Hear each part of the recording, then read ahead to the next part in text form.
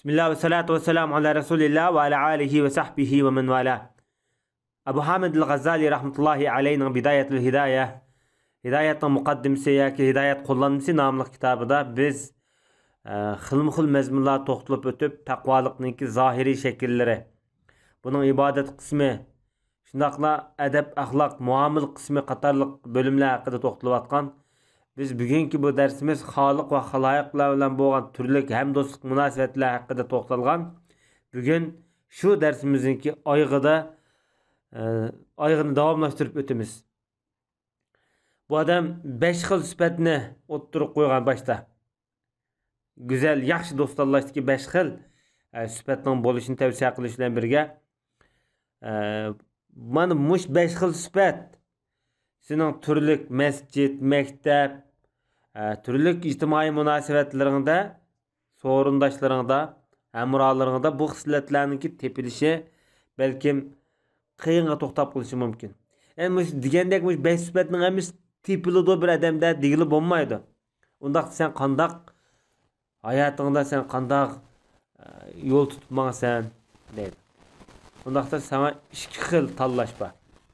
Birinci tanlash sen yegana, hech odamga aralashmay yashashing kerak.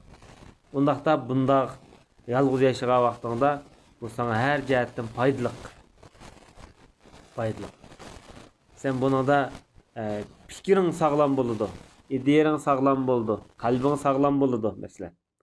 Turli davolg'ishlar, ich siqilishlar, do'stlar orasidagi aziyat, gap yorisi degandek voqea ishlardan sen saqlana olaysan. Demakchi bo'lgan. Yana birisi sening boshqa do'stlaring bilan oralashish doirang ulardagi bor bo'lgan yaxshi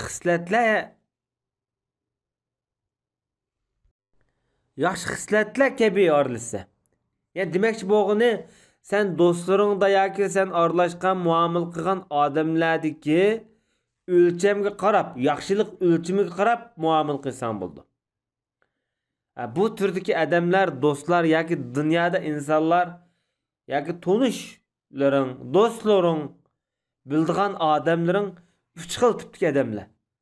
Birinchi xil tipdagi odamlar va mana oxirat uchun do'st bo'la oladigan, qarindosh bo'la oladigan, birodar bo'la oladigan odamlar bor. Bunda odamning faqat biz din bilan murojaat qilamiz. Buning diniy jihatdagi afzallik tarafidan biz yaxshi, unumli holatda foydalanamiz. Bu jihatdan aralasak bo'ladi. Yana bir dunyolik do'stlar bor, qarindosh birodarlar bor. Buningga biz ahamiyat beradigan taraf, ya'ni go'zal axloq. Güzel ahlak. Güzel ahlakını dep aralashimiz dunyodagi bir qism odamlar bilan. Yaxshi mijaz, yaxshi xuy, haqiqatparvar, samimiy, astoydil, masalan, oq ko'ngil, ilmi kiri yo'q, qalbi xubs emas, nejis emas. Uningdan boshqa gumonxo'r, fitnaxo'r emas. Töhmetxo'r emas, yolg'on yovda gap taqtirgan emas. Va yoki bo'lmasa ochig'im keldi deb ochig'i qarta yoki ichidagi hasad, ichidagi bir kibr yoki ichidagi bir xil qetag'urlik sababidan unga töhmet qiladigan, yomonlik qiladigan, gapsiz taqtirgan xabislar bo'ladi jamiyatda. Bunda qilmishlar yo'q odamlar. Dunyoda bunda odamning yaxshi axloqini deb aralashimiz. Uchinchi turdagi bir odamlar bor. Bunda adamlarla biz un so'lpat olamiz. Ya'ni bundaq demakchi bo'lgani ba'zida orlashib bir oz shipshiq chiqirdigan demakchi. Bunda adamlarning biz ko'ngil bildigan tarafimiz bu odamning xabisligi, yomon nacharligidan saqlana olsang shu kifoya. Bu yani avamroq odamlar, tonish bo'lishroq. Masalan, yutmali deymiz, yurtdosh deymiz, yoki tangtush deymiz, ya saboqdosh deymiz. Bu tipdagi odamlar. Odamlar 3 turlik bo'lib, birinchi turkumlik odamlar bor. Bunda odamlar xuddi bir g'izoga o'xshaydi. Kunda biz 3 vaqt tomoq yemasak bo'lmaganga o'xshash. Bunda odamlardan yiroq turishga bo'lmaydi. Bu adam bizim hayatımızda nayet mühim adamlar. Bunda adamlarda gıza kebi. Bu ne şu? Şan tutuş gerek. Qo'ldan bermesi gerek. Yeni bir türdeki adamlar var. Doğru o'xshaydigan adamlar. Bunda adamlar şu kesel bo'lgan vaqtida doğru ehtiyoj bo'lamiz. Saqalatimizga ehtiyoj bo'lmaymiz. Yani bunda adamlar ma'lum vaqtlarda kerak. Ma'lum vaqtlarda kerak emas. Yani bir adam var, üçüncü türkümlük adamlar. Bu bir zehir. Bir virüs bunda adamlar. Bununla mengi mümkün emas. Bunun adamın ihtiyaç düşmeydi. Bu sözünki hamişide mundaq bir mezmunlar keltirilipdi. Yaman naçar adamlarga hamroh bo'lib yurish bu nəhayət xatarlik. Bundaq adamlarga hamroh bo'lgan vaqtida bir inson bu nəhayət ig'ir bir aldinish yoki bir izzatga duchor bo'lgan bo'ladi bu. Yoki bu odamning ozg'unligi nəhayət mubolig'i nəhayət chekiga yetgan. Bu xuddi bir dengizdagi yo'lovchiga o'xshaydi. Agar bundaq adam o'zining jismi bilan vayronchilikdan qutulib qolgan taqdirdami qalbida mangu ehtiyotdan saqlanmaydi. Demakchi bo'lgani bir qatim kamoga kirgan adam undan keyin kamoga kirmaslik mumkin. Ammo yo'lda manga vaqtida bir davomli kamodan qo'rqadigan, andish qiladigan, ehtiyot qiladigan holat shakllanadi. Badani bu yerda jarohatdan saqlangan bo'lsa-mu, yardan saqlangan bo'lsa-mu, yoki saqaygan bo'lsa-mu, qalbidagi jarohat mangu o'chmaydi.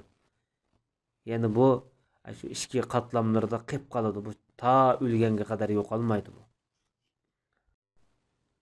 Men yomon do'st, yomon odamlar mushunga o'xshaydi. Virus xarakterlik odamlar. Hayatimiz tushmaydi-yu, agar bundoq odamlar hamroh bo'lib do'stona bo'lgan vaqtimizda bir umr bizning qalbimizni yar saqlaydigan, yarga sababga bo'ladigan xabis iflos odamlarmi yo'q emas. Lekin banda bu turdagi viruslik odamlar bilan ko'pincha sinilib qoladi. Bunda odamlarda rohat yo'q. Bunda odamlar bilan mujurgan vaqtda hech foyda manfaat yo'q. Bunda odamlardan imkon qadar qutulib ketish uchun madora qilmoq vojib. Buni madora qilib, deb qo'yib, yolg'ondan tabassum qilib qo'yib, normal yashash kerak. İmkon bor yaqin yo'lamaslik kerak bu tipdagi odamlarga. Agar navoda sen mushu tipdagi viruslik odamlarni ko'raligan vaqtingda, his qila olgan vaqtingda, sen oshningdagi yomonlik illatlarini, qalbi va nafsidagi nacharlikni sen bir haqiqiy bir ilohiy qudrat muvaffaqiyat bilan sen biladigan vaqtingda bu nəhayət zo'r bir natija bu. Nemishqa sen onun holatlarini ko'rsa, his qila olaysan. Onun qalbining ichki tuyg'ulardagi xabislikni, pastlikni ko'ra olaysan. Bundaq ahvolni sen ko'rgandan keyin darhol sen yiroqlashsan bundaq odamdan. Haqiqiy baxt saodatman odam boshqalardan ibrat oladigan, boshqalarning qilmishidan, pastligidan bir ders ala oladigan odamdir. Mo'minning ayniki deyilgan shunga. İsa alayhissalatu vesselam ayni vaqtida İsa alayhissalamdan boshqalar so'rabdi. Payg'ambarimiz va İsa alayhissalamga Allohning rahmat salomi bo'lsin. Sen qandaq bundaq bir adabli odam bo'lib ketding? Yoki sana adabni kimdan o'rganding degandikin İsa alayhissalam javob berib, "Bana hech kim adab o'rgatmadi. Lekin men nadonning nadonligini ko'rgan vaqtimda darhol undan yiroqlashdim" degan. Haqiqatan bu kishini rost aytgan bu so'zda. İnsanlar boshqalardagi yomon ko'rgan ishlardan yiroq tursa dedi. Yani başqalar qilgan yomon illatlarni ko'rib, bu yomon illatlardan o'zini yiroq tutsa, bular adab axloq bobida nihoyat takomillashgan, adab qarg'a, adab axloq o'rgatadigan ustozga muhtoj bo'lmagan bo'ladi, deydi G'azali. Endi ikkinchi qilish tegishlik muhim vazifalardan do'stlik, hamdo'stlik munosabatlariga, huquqlarga rioya qilish. Qachon shu bir do'stlik rishtasi bog'langan ekan, sen bilan do'sting yoki birodaring orasida bir ulfat hosil bo'ladi. Undaqda bu ulfatlik rishtasiniki davomli ching turish uchun qilish tegishlik muhim ishlarga bor. Buni cho'qim ijro qilmasang olmaydi, ado qilmasang olmaydi. Bu bir adab qoida yo'sin. Chunki Payg'ambar alayhisolatu vasallam ikki kishi do'st bo'lsa yoki ikki birodar ikki qo'lga o'xshaydi. Biri yani birini yuydi degan. Bu hadisniki lafzi nihoyat qisqa, ammo mazmuni nihoyat zo'r. Bak mazmunli hadis ekan ma'va. Yani ikki qo'lga o'xshaydi debdi. Biri birini yuydi. Yani insonning cho'qim o'zining do'stining xatolik bo'lmaydi, degil bo'lmaydi. Yani xatolik ko'z yumadi deganmi bo'ladi. Yoki bir-biriga chiroq bo'ladi deganmi bo'ladi. Bir-birini tozalaydi, poklaydi deganmi bo'ladi. Bir-biriga yordam berdi deganmi bo'ladi. Bir-birini qo'llaydi deganmi bo'ladi. Bu hadis bak mazmunliq, ma'nosi nihoyat go'zal bir hadis ekan bu. Payg'ambar alayhisolatu vasallam bir daraxtlik bog'ga kiribdi-da. O bog'dan ikki tal misvak yog'chi uzibdi. O misvak yog'chining birisi agirrak, birisi tüp-tüzga. Payg'ambar sallallohu alayhi vasallam bilan birga bir qancha odam bor ekanda, sahobalar bular. Payg'ambarimiz sahobalardan biriga qo'ldagi tuz misvakni berib, o'zi agir maymoq misvakni ep qapti.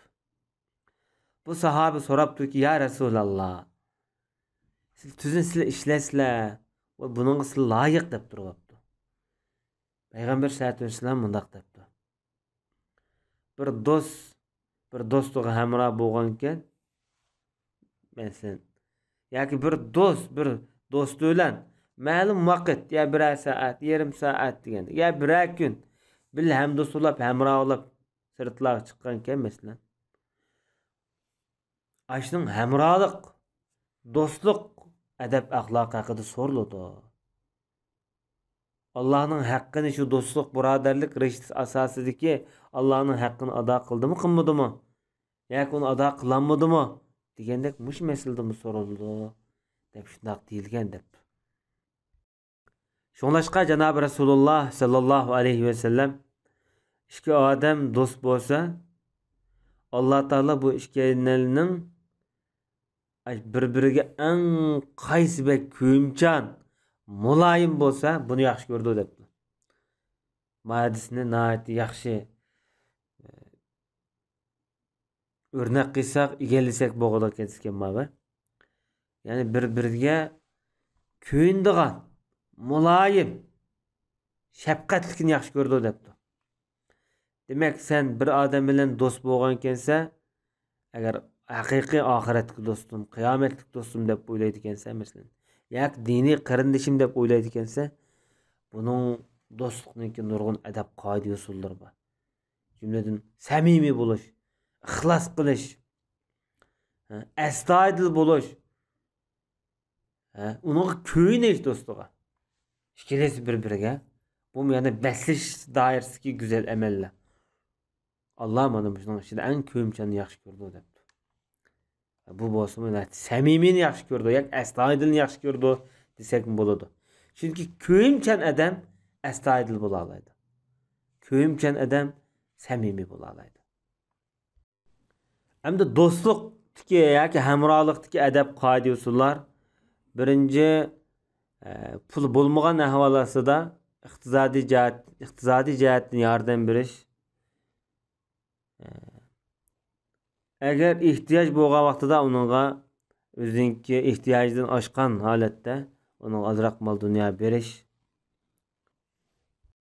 Eğer cismani jihatdan yordamga muhtoj bo'lib qolsa, voy bu kelib yordamlashgan deb uning telefonini, uningki iltimosini kutmasdan uningga o'zligidan yordamda bo'lish. Uning sirlarini yoshirish, ayiblarini yepish. Boshqalar uni ayiblagan bo'lsa, so'kkan bo'lsa, uning yomon gapini qilgan bo'lsa, uni sukut turaverish. Bo'pti, boshdan men bilmaydiganman deb uninga tang bo'lishib bermaslik masalan. Agar boshqalar buni maqtagan bo'lsa, buning maqtashlarini uningga yetkazish. Falon sizni yaxshi maqtayotdi, yaxshi gaplarni qilyotdi deb. Bu do'stlarlikdagi bir samimiylik bu. Bu yani hasaddan xoli odamni qila oladi buni. Sen falonni maqtadi. Yoki sening manda yering yaxshi. Sen ma işte ortiq degan gapni hasadsiz odamni qila oladi. Agar sening bir do'stingni bir yaxshilikni bilibsan, ashning o'ziga maqqiqashing nat yaxshi bo'ldi, go'zal bo'ldi deyanmisan, qalbingga ashta tuyg'u keldi. Lekin tilingda chiqarishga petnammisan, sening qalbingda hasadning kiri bor degan gap. Yani boshqalar uni yomon gapni qilgan bo'lsa, uning yomon gapini uningga yetkazmaslik, jim turilish. Bumi do'stlikdagi adab, axloq, qoida, usullar. Agar do'sting gap qilgan vaqtida uningga naytdi, yaxshi quloq solish. Uning gapini xuddi diqqat bilan anglagandek bo'lib. Hatto shu gapni sen bilsangmi? Voy bu bilibdimi shundami deb uning oldiga o'tib olmay, ha deb uning quloq solish. Bu nayt güzel axloq bu. Onun bilan qalaymiqan munozirada bo'lmaslik, yoki yomon gumonda bo'lmaslik, masalan, gap talashmaslik. U eng yaxshi ko'radigan ismlar bilan chaqirish kerak buni. U eng yaxshi ko'radigan chaqirish. Güzel ism bilan chaqirish kerak. Bu so'zinki shariatida mundaq mazmunlar keltirilibdi, buni mu deb o'taydik. Endi bir odam sizni chaqirgan bo'lsa, labbek va sa'dik yoki labbek, xo'sh, nima gaplar bor ekan degandek muloyim, illiq gaplarni qilish mustahab. Bir odam qo'shiq kelgan bo'lsa, voy xush gaplar, voy marhaba, qadamlar marhaba degandek gaplarni qilish bu mustahab dedi. Bir odamga yaxshilik qilgan bo'lsa, yoki ihson qilgan bo'lsa, yoki bir odamning go'zal qilmishini ko'rgan bo'lsang, Allah sizni saqlasin, Allah sizga mukofot bersin, deganga o'xshash bunga nayt güzel so'zlarni ishlatish kerak. Ammo bir odamning o'zininki bolalari bor, xizmatchilari bor, oilasi bor yoki o'quvchilari bor. Undaq vaqtida bir yomon ismdan buni cho'qim to'sish kerak. Bu yomon odamlardan buni yandirish kerak. Shu yomon ishlarni qilmaslik uchun buni chiniqtirish kerak, o'g'itish kerak. Payg'ambar sollallohu alayhi vasallam Abdullah ibn Busr degan sahobaga shunday degan ekan. Bu odam bu ustozninki demakchi bo'lgani G'azalining miyada. O'zining bolasi yoki qullari yoki o'quvchilarini yomon ishlardan yandirish yoki qilmaslik uchun yoki bir ishni xato qilib qo'ygan bo'lsa, uni biroz bir qism qabihroq ismlar bilan qalbida undan niyat qilmasdi masalan. Uni ayblisi bo'ldi dedi. Chunki payg'ambar sollallohu alayhi vasallam Abdullah ibn Busrga bir uzum sapqidan bir sapoq uzumni yeb qopdi-da, demaslardilar. Demaslarni ruxsatini olibdi-yu, Rasulullohga yetkazishdan burun balkim yebdi-da. Payg'ambarimiz shu vaqt ya g'udar degan dedi. G'udar degan bu aybligan bizniki masalan, ey o'g'ri, o aldamchi deganga o'xshash akilatma kalimalar. Ya'ni bundaq yomon bir qism kalimalarni akilatma ma'noda ishlatsa durust demoqchi ekan G'azalining nazarida. Azkar nomli kitobda deyilishicha, ko'pincha odam urushib qolgan, jidallashib qolgan ishlatiladigan bir qism so'zlar bor. Eshak, ya shet, degan o'xshash yoki u echka deganga o'xshashda masalan. Bu ikki noktadan qabih bunda kelimeler. Birincisi bu gap bir yalgan gap. Bir adam eşik emas. Yani birisi ona ait ağzı bezeplik. Ama zalim degan bo'lsa, u kelime o'xshamaydi mesela. Çünkü bu jidalniki talibi va sizlarga imonliq taqvo odam deb urush qilinmaydi. Urishsa, zalim, ya qonxo'r, ha, ya bo'lmasa aram yevagan degandek, va o'g'ri degandek gaplar urishdi. Endi uni voysil taqvo muttaqi va taqvodir imomdir deb urush qilib bo'lmaydi. Bu avval boshqacha deydi. Azkar balkim Imom Navviyning kitobi bo'lsa kerak. Amaliyotda bu ko'p holda rost gap bu. Chunki inson har vaqt o'ziga zulm qiladi. Gunoh qiladi, g'aybat qiladi, yomon ishlarni qilib qoladi. Buning hammasi o'ziga qilgan bir zulm. Demak, bu bir zolim. Yani bu gap ma'lum ma'noda to'g'ri. Eshak va qiza degan o'xshash yolg'on emas. Bunda deganda bunda ursang bo'ladi degan gap emas, lekin farqni bu yerda Imom Navaviy shunday deb qo'yish kerak. Agar shu azkor Imom Navaviyning kitobi bo'lib qolsa. Xo'sh, do'stlikdagi adab axloq qoida haqida gap qilayotgan G'azali. Agar sen yoki bir inson do'stiningki go'zal qilmishlari, harakatlari bo'lsa, buningga madiyalash kerak. Qilgan yaxshiligiga tashakkur bildirish kerak. Yo'q vaqtida buning o'zi obro'yi boshqalarning ayb qilishiga duch kelgan vaqtida uni mudofaa qilish kerak. Agar birisi seni falonchi pistonchi va kaza deb ayblasan, darhol unga javob qo'yib tursa, raddiya bersa, yani do'stingga mushtaq avvallar duch kelganda unga raddiya berish kerak dedi. Agar bir do'stingga sen nasihat qilgan vaqtida muloyim, illiq, yumshoq yoki agitib imkon bor, agitib bunda nasihat qilishing lozim. Agar do'sting ezib ketgan, xatolik o'tkazib qo'ygan bo'lsa, uni koyimay afv qilayotganing yaxshi. Namozlaringda agar shu odam hayot bo'lsa, o'lib ketgan bo'lsa, bunga duo qilishing lozim. Bu do'stlikdagi qoida usullar. Ailesi, urug' tuqqanlari bilan o'lib ketgandan keyin, bolalari bilan yaxshi o'tash, yoki bularga ehson qilish, yaxshi muomalalarni qilish, bu bir vafodorlik, bu go'zal sifat. İmkon bor buningdan yengil talablarni yoki yengil ishlarni so'rash kerak. Hargiz buning qiyin sharoitda yashayotgan odamga masalan, uning toqati yetmaydigan darajadagi ishlarni uni kutsa bo'lmaydi. İmkon qadar uning ig'ir mushaqqatli ishlari qarta uning ishini xursand qiladigan, uningga rohat bag'ishlaydigan bo'lish kerak dedi. Bu to'g'riliq bir xushallik yetgan bo'lsa, buning xushalligiga tang xushal bo'lish, xushallikni izhor qilish lozim. Agar bu do'stingga yomonlik, musibat yetgan bo'lsa, qayg'u, alamni ifodalashing kerak dedi. Teshingda nima o'ylasang, ishingda shuni o'ylashing kerak. Teshingda boshqa, ishingda boshqa bo'lsang bo'lmaydi. Teshingda sendan kulik chaqchaqlik bir xil yaxshi ifodalarni bildirdi-ekansan, ishingda sen shuni o'ylashing lozim. Onundan boshqa do'stlik aloqada mayli oshkora yo'shurun, sadoqatman, astadil, samimiy bo'lish muhim. O do'sting kelgan vaqtida voy salom bersinlar menga deb undan eg'irlik qilmay, gadan kesh qilib, uning salomini kutishing kerak. Nima salom berishing kerak. Voy assalomu alaykum qanday deb. So'rin kelgan bo'lsa, joyini kengaytib, "Meya kelinglar, meya kelsizlar" deb joyini kengaytishing lozim. O'rnini bo'shatib berishing lozim. Uzab mangan vaqtida uni chiroyli uzitib qo'yishing lozim.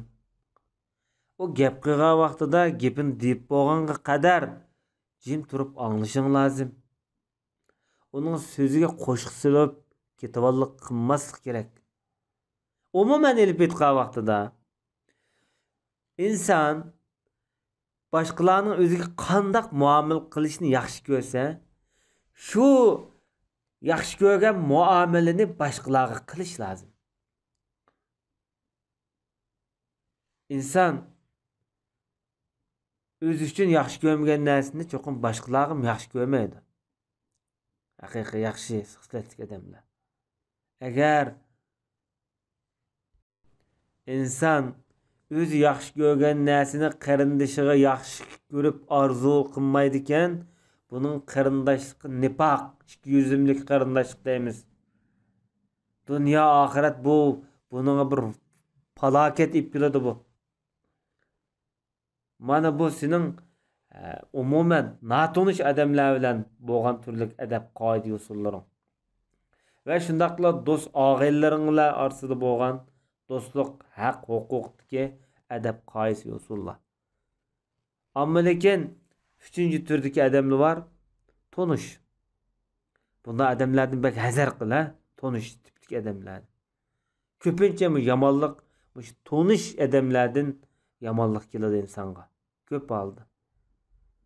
Ammo do'st kelsak, do'st sana yordam berdi, hamkorlashidi. Ham natonish odam kelsak, bu sana ko'p yo'liqib ketmaydi. Ma'lum. Buning yomonligimi yo'q, yaxshiligimi ko'p yo'q. Ammo asosiy yomonlik bu tonish odamlardan keladi. Bular tilida do'st, sadoqatmanlikni bildirdi. Ammo ichida nafsida zahar, yılan bor bularning qalbida. İmkon bor, ammo tonish tipdagi odamlarni bakchiq aloqib ketma. Voy tonishimdi deb bakchiq tonishinjaq tutibamma. Agar sen bundaq bir tonishlaring bo'lib qolsa, maktab, jami, masjid, bozor, yezi kanet, qishloq yurtlaringda mushta odamlar borda, mushta odamlar bilan sen sinilib qolding. Bundaqda sen ularning hech birini kichik sanama sen.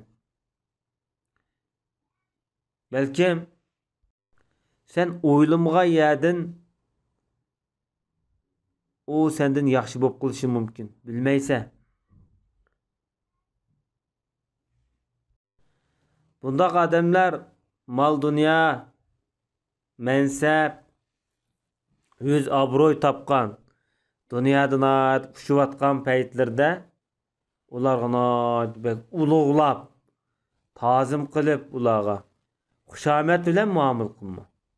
Vaqt sen o'zingni yo'qotib qo'ysa.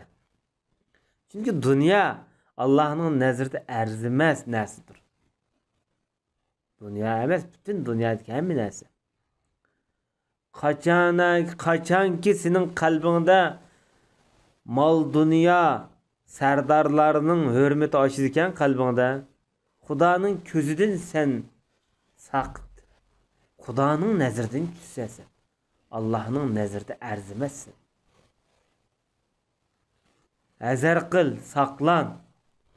Ularning dunyosiga erishiman, ihsoniga erishiman deb diningni yo'qotma. Diningni vayron qilma. Boshqalarning dunyosiga erishish uchun yoki moddiy manfaat erishish uchun dinini septirayotgan odamlar ularning ko'zida xor va shundaqla oxirida ularning manfaatidan mahrum qoladi. Agar bundaq odamlar, ya'ni tonish tipdagi odamlar sana dushmanlik muomala qilsa, sen ularga adovat tutma, dushmanlashma. Sen bundaq odamlar bilan sen tang bo'lib bo'lolmaysan. Yani sabr qilib bo'lolmaysan. Dinan ketib qoladi. Oxirida sen yomon yo'lga men qolgan avvallar bo'lib qoladi. Darding tugamaydi. Yetishma dedi. Qo'yvat. Ya Xudo qo'yvat, ya kechirvat.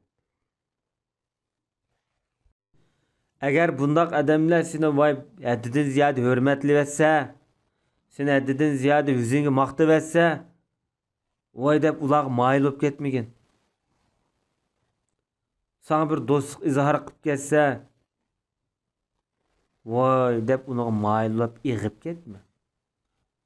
Agar sen bu dostluk, hürmet, ikromning mohiyatini izlab tepishib urinsang, o'zida bir nima aran topa olasanmi? Bular oshkora yo'shirin davomli bir xil holat bo'lamiki deb o'ylab, undaq ham xiyolda bo'lib boqma.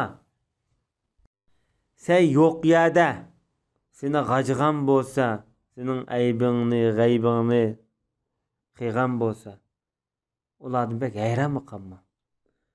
Ulardan ochiqlab, nafratlanib yurma. Sen insof bilan muomala qilsang, o'zingni bir o'ylab chiqsang, bunda avval do'stlaringdimi, tuqqanlaringdimi, o'zingdimi bor mesela. Ustozingdimi, ota-onangdimi? Sen ular yo'q yerda sen ularga ig'zingda deyolmaydigan narsalar bilan xiyol qilib qolasan. Masalan, dadam ajab bunda bir qilib qoldi ya, onam bunda qilib qoldi ya, ustozim mashni g'azab bir xato qildi ya deb o'ylab qolasan. Demak, insonga insoncha muomala qil demakchi. Inson mushundoq sen qanday muomala qilishni o'rgan deydi G'azali. Demak, to'g'ri usulni o'rgatyapti. Sen bundoq tonish tipdagi odamlarning mol dunyosi, yuz obro'yi, ularning yordamini tamoqinma. Ko'pincha tamoqur odam oxirida umidsiz bo'lib qoladi. Hem shak shubhasiz bundoq odam miskin, bechora, xor odamdir. Zalildir. Agar sen bir odamdan bir hojatman bo'lib, bir narsa so'rading, chiroyli sana yordam qilgan bo'lsa, Allohga rahmat et, u odamga rahmat et. Agar sana yordam bermasa, uni koyib yurma. Boshqalarga shikoyat qilib yurma. Bu orqali adovat bo'lib qoladi. Bo'pti, xolos tugdi. İnsan. Sen davomli boshqalar uzrlikdi deb boshqalarni to'g'ri tushunadigan shakldagi mu'min bo'l deydi. Hargiz ayb izlaydigan yoki biz yapılaq tilda aytganda davomli uning avritini qo'laydigan munofiq odamlardan bo'lib qolma. Munofiq kabi bo'lib qolma. Yoki bo'lmasa bir odam, ba'zi odamlar var mesela dunyoda bizniki yoqtirmaydigan odamlar yomon ish qilib qolgan bo'lsa, shuni yomon qilmishlaridan bir xil huzur his qiladigan. Mana bu xatarlik insonlar. İnsanda tabiiy bo'ladi, odamniki dushmani bir ziyon qo'shtirsa, undan bir oz odamning qalbida bir tipirlaydigan, xushallik tipirlaydigan tuyg'u bo'ladi. Bu shayton bu. Mana buni kesish kerak. Shaytoniy bu tuyg'uni.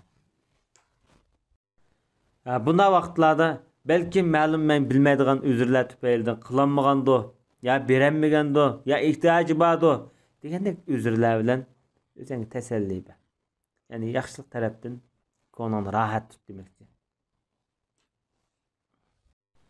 Sen bundaq tonish tipdagi odamlar bilan uchrashib, sen ularning nasihatini qabul qilish ehtimoli yo'q vaqtida yoki nasihatni qabul qilish ehtimolligi yo'q ahvolda sen ularga nasihat qilma.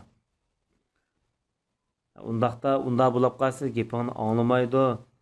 O sana vaqtida adovat tutadigan dushmanga aylanib qoladi. Ya'ni suvni senga yaksiping deydi.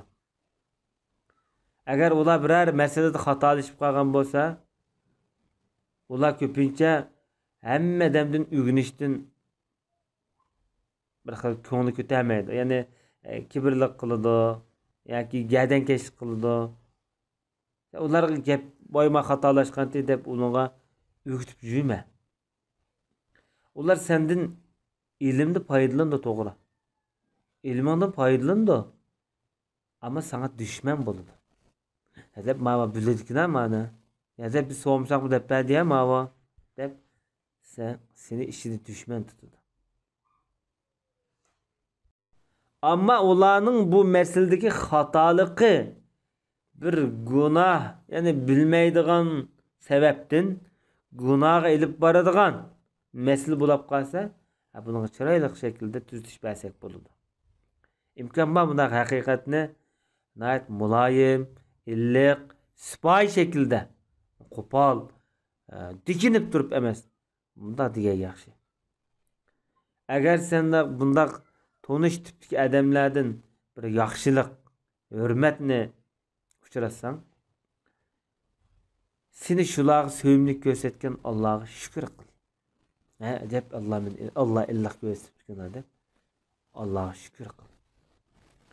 Agar ulardan bir sen yomonlikni ko'rsang deydi G'azzali, tonish tipdagi odamlardan. Bularni Allah qilib qo'yib.